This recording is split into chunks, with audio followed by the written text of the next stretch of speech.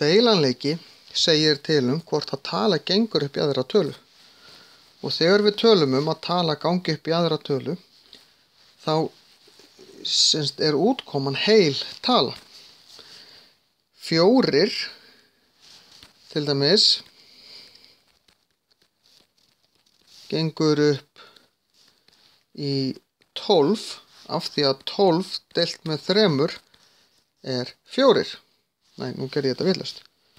Sjá. Deilt með 4 er 3 því að við erum að velta því fyrir okkur hvort að 4 gangi upp í 12. Það er 3. 4 gengur hins vegar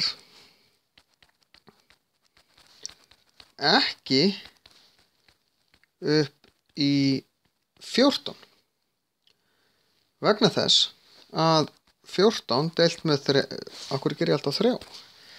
4 er 3,5. Það er ekki heil tala og þar af leiðandi gengur 4 ekki upp í 14.